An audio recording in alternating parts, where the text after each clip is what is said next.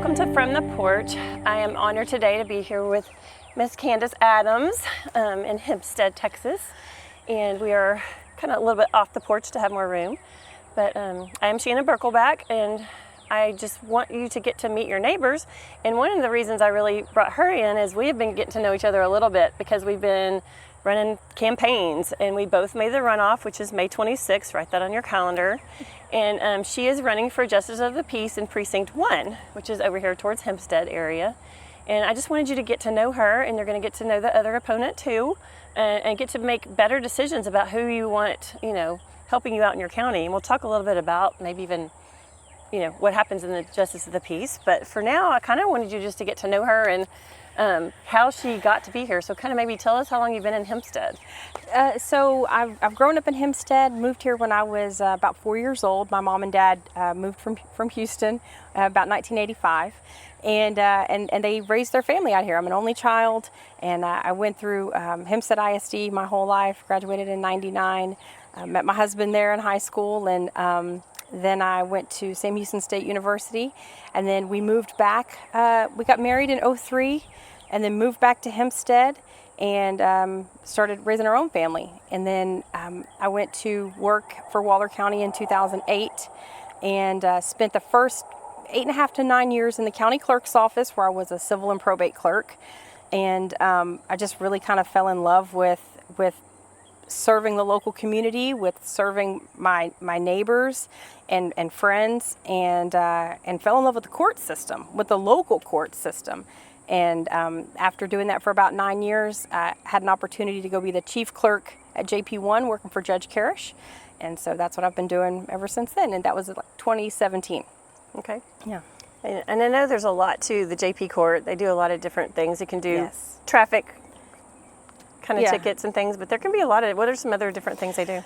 So it's kind of an eclectic mix of things that we do. The things that our largest caseload are Class C misdemeanors, or what's referred to as fine-only misdemeanors, meaning it can only be punished by a fine. Usually those are, a lot of the times, are traffic citations, and those bring in a lot of money into the county, bring in a lot of revenue. So that's what people kind of know us for. Typically, if someone has had interaction with JP Court, that's what it is. Mm-hmm. But the other thing that we do that I feel really passionate about is evictions. Because it really affects people's lives. Mm-hmm. And our court files about 150 evictions a year. And I feel like it's important for our court staff and, of course, the judge to be knowledgeable about evictions. They can be complicated things, and they really do affect, people's lives, the landlords and the tenants. So that's another thing that we do. We also, of course, do inquests when a person dies in the county. If they die not in hospice care or not in a hospital, and we don't have a hospital in Waller County, then the Justice of the Peace goes to pronounce that person dead and conducts an inquest. So that requires a certain level of, there's science to that, there's sensitivity to the family in that. And so that's another way that we really personally touch people's lives as the JP. And then we do mental health warrants. If a person is in an emergency mental health situation, someone can come to the Justice Court and ask that an emergency detention order be issued to have an evaluation done for that person, and Justices of the Peace do that. We also do small claims up to $20,000. That also, it's the people's court. That's where like the Judge Judy aspect comes in, mm-hmm. and those can be some of our most interesting cases. We also, in Precinct 1, we do driver's license suspension hearings, where DPS is saying that a person's license is suspended for some reason. They can contest that, and we hold a hearing in our court, make those decisions. We do property hearings. The JPs sign warrants, determine if there's probable cause to issue an arrest warrant. And then what used to be one of our very large caseloads and job duties, and now still do it, but not quite as much as we used to, is magistration, where we go to the jail, determine if there's probable cause, see the defendant, and then set the bond, and then any bond conditions. So that's, it's kind of off the top of my head. That's pretty much. That's a lot. It's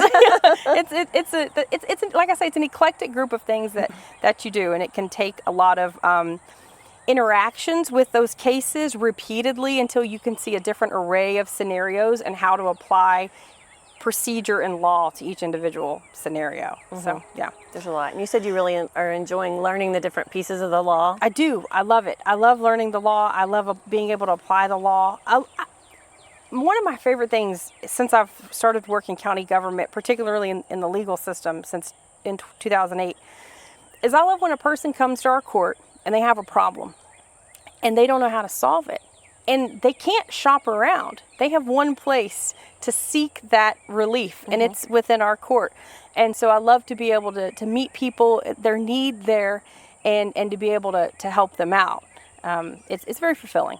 I enjoy it. Yeah, we were saying that I actually was in JP2 court for small claims, which is, it's a little scary still that, you have to defend yourself and spend the time, but you do have to pay, I think, was it $50 to... $54 to file. To file your claim, and mine was a $6,000 claim. I was like, I want to do this.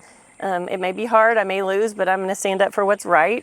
And I think I should have been a lawyer too. I love to study all the different aspects of how I could win this case. There was like 3 different directions I could come. So I studied all of them, and they did very much help me. They gave me a lot of paperwork of how to do it because I had to do subpoenas and how to find that out. And it was really hard to find these people. They just weren't getting served. And you can get private servers. They kind of told you how to do all that. And so they were very helpful. So it was really interesting just to go through that process. So I feel like I can understand your job a little bit more from doing that. For sure. And like we were talking earlier, you prevailed in that case, and you did it because, it's a petitioner's job to prove their case to the court. And you did that, and you did it through hard work, and you did it through research. And then, yes, the Justice Court can provide some tools such as resource materials. In fact, we're required to by law in many instances. And so, but for you to be able to put the work in and to do the research and bring the evidence to prove your case. One of the things that's unique about Justice Court is it's one of the only courts where the judge can, what's known as develop the case. And so the judge can ask questions that maybe the parties are not bringing individually on their own, but it's things that the judge needs to note in order to make an informed decision and to make a good judgment. And so the judge has to be discerning enough to know what questions to ask to be able to make a good decision. And it sounds like you did a good job, presenting your case to that court. It was fun. Yeah. It was fun. It is. Small claims court can be fun. Especially when you beat a big car dealership. Absolutely. Your little town from Waller can beat the big Dallas attorneys. Really fun. Yeah, that was a great success for sure. Yeah. For sure. So tell us, a little bit more about yourself. Like, what else do you do for fun? I just hang out with my family, really. I have 2 grown daughters, and my husband and I have been married for almost 23 years. We met in high school, and I went to Sam Houston, and he went to the Army, and got married after that. And we had our first daughter, Mallory, in 2003, and she just recently was married to a Marine back in December. And pretty soon she'll be moving to Camp Lejeune. We're kind of waiting for housing to become available for that. And then my youngest daughter, Megan, and both my girls, we raised our kids here in Hempstead, and both of my girls graduated from Hempstead High School. And my youngest is at Texas State. She's an early education major. And so I feel like I've really enjoyed growing up in a small town, raising my children in a small town. I want it to continue to be a place that they want to raise their families. And that's what we do. We just kind of hang out with each other. I don't have a lot of hobbies or anything. We have cats and dogs that keep us busy. I have 3 dogs and I think 4 or 5 cats. Thankfully, my daughter will be taking a couple to Camp Lejeune with her. I'm looking forward to that. Good. But I mean, that's really what we do. My mom and dad still live here, and I know we have a lot of common friends that go to First Baptist Hempstead. Yes. So maybe tell me a little bit about your faith. Yes. So I've been going to First Baptist Hempstead since I was about 16, and I first got invited to that church in that youth group when I was in high school, and that's really where my husband and I connected. And his family was active in that church, and I am a Christian, and being a Christian directs every part of my life. Thankfully, because I'm kind of a mess on my own, Well, that's your heart of service. Really, just comes from God. Absolutely, that makes us love our neighbors, right? It does, and it gives you, I'm grateful that I have that relationship with Christ, so that I can be guided by something much better than myself, for sure. And I'm grateful for that. So yeah, I do spend a lot of time with my church family, and it's something that is very important to me. It's a huge part of my life. Yeah. Another thought I was just thinking, because I've talked a lot about the growth.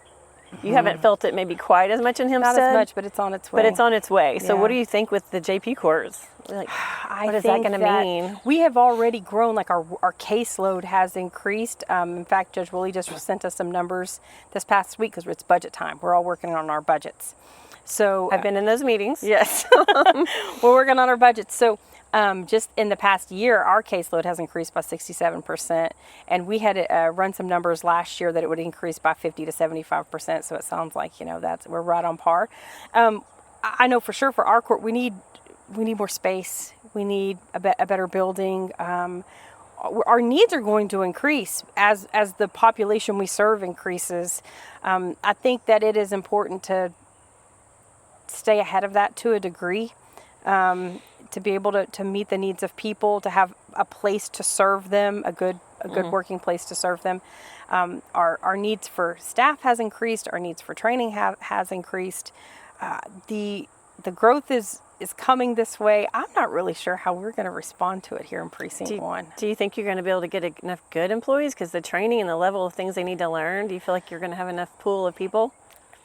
I will say that we have been very fortunate that almost all of the court clerks, up until last week, I could say that since I had joined Precinct 1, we had no clerk turnover. None. We had lost one full-time clerk, and she came back part-time. But then last week, I did finally lose one of my clerks who'd been there for about 4 years. She was driving about an hour and 10 minutes for work every day, and she found something closer to home. But, so far, I feel like we have had really, really good experience with really great staff. Of course, you try to be picky. We are picky. We're very picky when it comes to choosing staff. And one of my primary requirements when we choose staff is obviously I want a competent person who has good experience, but it's also how do you relate to people? How do you react to people? Yeah, because you're going to get more in trouble if they're being rude or something. Right. And it's also like one of the things that we do in justice court quite a bit, in any of the court settings that I've worked in, is that you have to be able to communicate to people. And we've had positions before that we were interviewing for, and one of our interview questions was, take something that you know how to do that's kind of complicated and explain it to me in a way that I'll understand. Like, take a recipe that you like and then explain it to me. And things like that have proven to be pretty successful for us when we're finding candidates, because it's a person who you can take something that you really understand that this person across the counter from you doesn't. But if you can communicate with them and you can communicate with me, then you can do pretty much anything if you can communicate well. Very true. Very true. Cool. Well, thank you for sharing a little bit more of your story. Thank you. On your porch. And yes, thank you. hopefully people are more educated for, the next election. Again, May 26th. Please use your right to vote, and it's important to us. Oh, for sure. And it's important to your community that you have the right people serving and taking care of each other. So please subscribe and share this episode with your neighbors so everybody else can learn. Thank you. Thank you.